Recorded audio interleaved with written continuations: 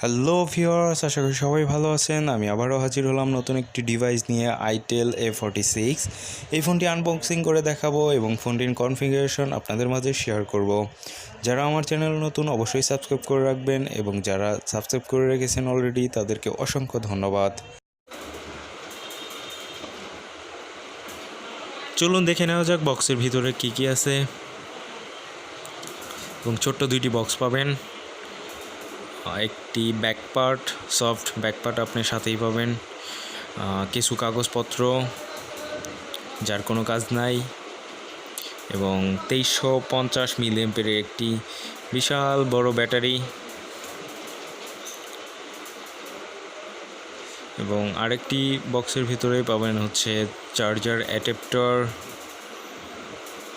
Headphone, red কালারের সাথে red কালারের হেডফোন এবং ইউএসবি কেবল।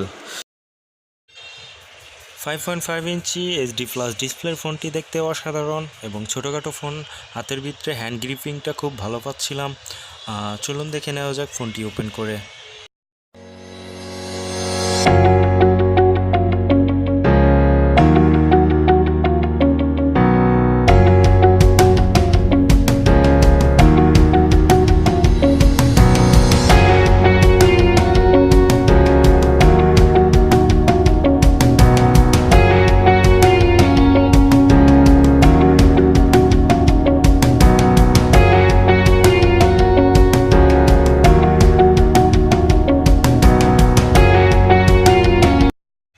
এই ফোনটিতেও ওএস হিসেবে ব্যবহার করা হয়েছে অ্যান্ড্রয়েড 5 9.0।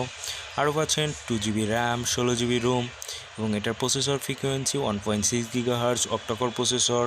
আরও পাচ্ছেন 2350 milliampere battery, face unlock, fingerprint এবং ডুয়েল 4G।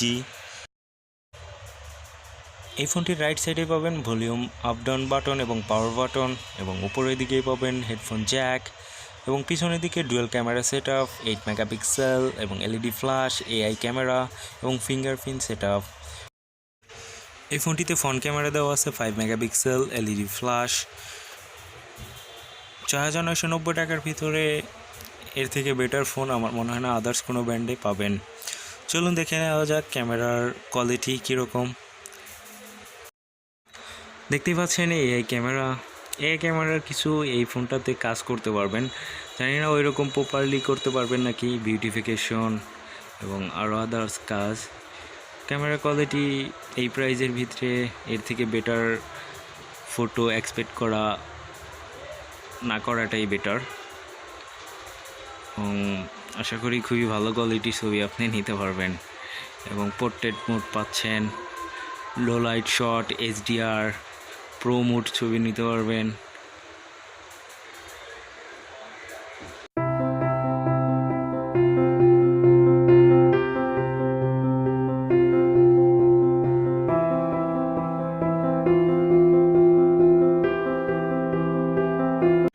এই ফোনটিতে ফ্রন্ট ক্যামেরা দেওয়া আছে 5 মেগাপিক্সেল। দেখে নেওয়া যাক কীরকম ছবি আপনি নিতে পারি। মোটামুটি খুবই ভালো, আশা করি ফ্রন্ট ক্যামেরা দিয়ে খুবই ভালো ভালো ছবি আপনারা নিতে পারবেন। আর ভিডিওটি যদি ভালো লাগে অবশ্যই লাইক, কমেন্ট, সাবস্ক্রাইব করবেন এবং বেল আইকনটি বাজিয়ে দেবেন। ধন্যবাদ সাথে থাকার জন্য।